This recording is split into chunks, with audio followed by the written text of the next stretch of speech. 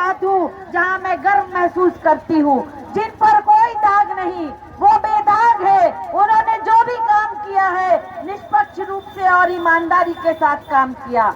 जब 2005 में उनकी सरकार बनी, उन्होंने कहा कि हम पूरे न्याय के साथ विकास करेंगे और उन्होंने न्याय के साथ विकास किया। इस न्याय के साथ विकास का मतलब ही है कि समाज के सभी लोगों को साथ लेकर चलना, इसलिए न्याय के साथ विकास किया। आप समझ सकते हैं कि आज 2025 का बिगुल बज चुका है और करीब करीब हम चुनावी मैदान में अब उतरने वाले हैं और इसी के साथ हम आप लोगों के बीच आए हैं। इसी कड़ी में आपके बीच संवाद करने आए हैं। ये मानती हूँ कि आपने मुझे बहुत अच्छा आशीर्वाद दिया।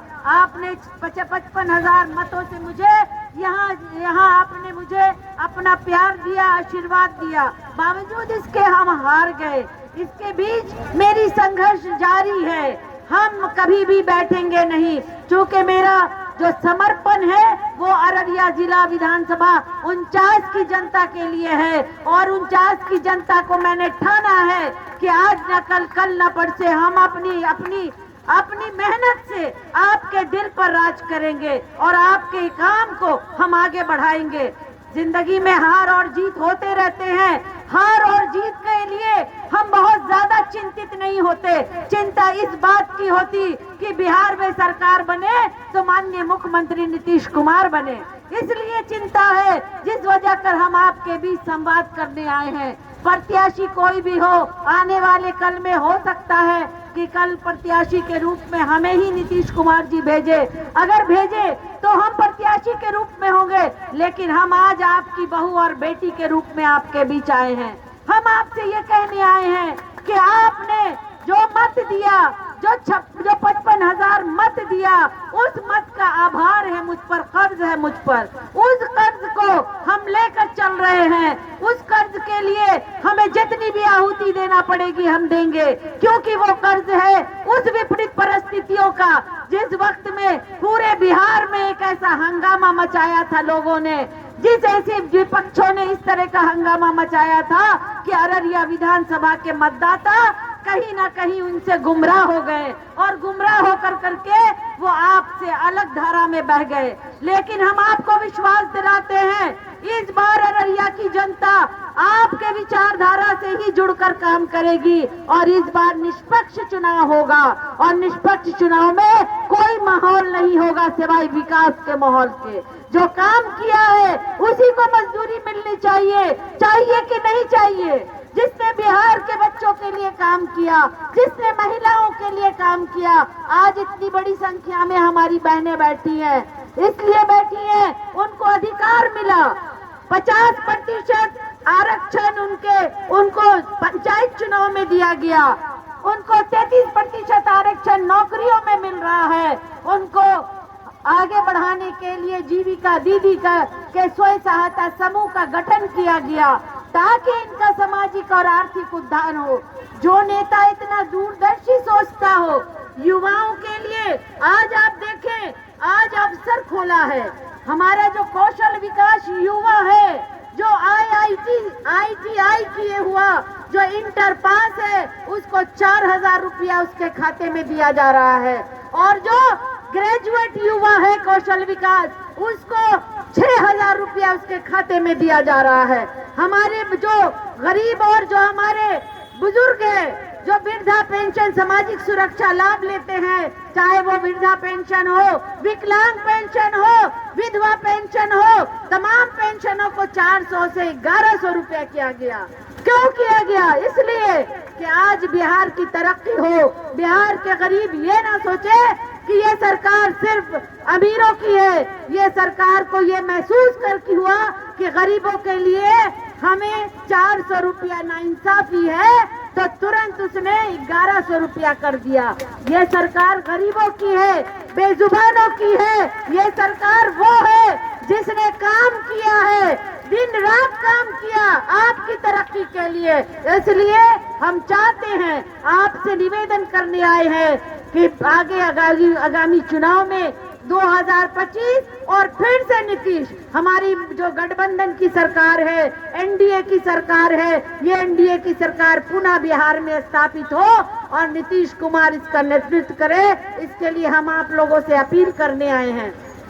भाइयों, कहने के लिए तो बहुत सारी बातें हैं, समय हमारा साथ नहीं दे रहा है, अब शाम होने वाली है, आपका बहुत कीमती समय मैंने लिया है। हमारे बीच बहुत सारे बुजुर्ग लोग भी हैं, ऐसा नहीं है कि इस बार कुछ और होने वाला है, इस बार हमारे साथ वही होने वाला है जो हम सबकी विचारधारा एक साथ मिल करके आगे के हम लोग महासंग्राम में, चुनावी महासंग्राम में इकट्ठा मिलेंगे।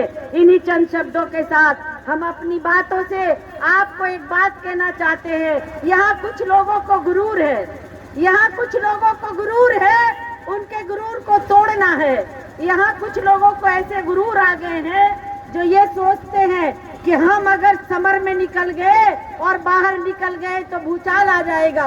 ऐसी कोई बात नहीं है, इस सरकार में कोई बाहुबली नहीं है, बाहुबलियों का टिकट कट चुका है, जो बाहुबली थे उनका खात्मा हो चुका है। अब सिर्फ और सिर्फ जनता का सेवक दिखाई देता है, जो जनता का सेवक होगा वही आपके बीच आएगा, जो जनता का सेवक नहीं होगा वो आपके बीच कभी नहीं आएगा। इसलिए हम आपसे निवेदन करने आए हैं कि आप अपनी प्रतिबद्धता, अपनी आत्मशक्ति और अपनी सोच को हमारे साथ मिलाकर चलिए। हम आपके साथ खड़े हैं, हम आपके बीच खड़े हैं और रात के अगर 12 बजे भी हमारी आवश्यकता पड़े तो आप मुझे आवाज देकर देखिए, शगुफ्ता आजीम आपके बीच खड़ी रहेगी। आपके आशीर्वाद और आपके दुआ से चाहे हम सत्ता पर हो अथवा ना हो, हमें इतनी ताकत जरूर है कि हम अपने क्षेत्र का काम करा सकते हैं, चाहे ब्लॉक स्तर का काम हो, पंचायत स्तर का काम हो, जिला स्तर का काम हो। हम इन्हीं चंद अल्फाजों के साथ आप तमाम लोगों को आज के इस संवाद में भाग लेने के लिए और सभी मंच आसीन हमारे जितने अतिथिगण हैं, हमारे बाहर से आए हुए अकबर भाई हैं, तमाम लोगों का, हम पुनः चुन्नू भाई हैं जो जिला परिषद के सदस्य हैं, इनकी पत्नी शबनम आरा, इन तमाम लोगों का हम एक बार दिल से बहुत बहुत आभार व्यक्त करते हुए, आप लोगों का बहुत बहुत आभार व्यक्त करते हुए, अपनी वाणी को विराम देते हुए एक बार एक शेर के साथ आपसे हम विदा लेते हैं और पुनः आपसे मिलने के लिए आने का वादा करते हुए अपनी बातों को यहीं पर खत्म करेंगे। आपसे भाई कहाँ चला गया? आप ये जान ले कि जो लोग घमंड करते हैं उनको मैं चेतावनी देती हूँ कि घमंड इतना ना करो कि आसमान भी तुम्हें जवाब दे दे। घमंड इतना ना करो कि आसमान भी जवाब दे दे, क्योंकि जब बादल आते हैं तो उनको भी जमीन से ही पानी उठाना पड़ता है। इसलिए इन्हीं चंद अल्फाजों के साथ, इन्हीं चंद शब्दों के साथ हम आपका बहुत बहुत आभार और बहुत बहुत बहुत मेरे तरफ से आपको नमस्ते, प्रणाम, आदाब। आप लोगों का मैं दिल की आभारी हूँ कि आप इतनी बड़ी संख्या में आज यहाँ उपस्थित हुए और हम वादा करते हैं कि हम पुनः आपके बीच आएंगे और अपनी बातों को फिर रखेंगे। जय हिंद, जय भारत, जय एनडीए।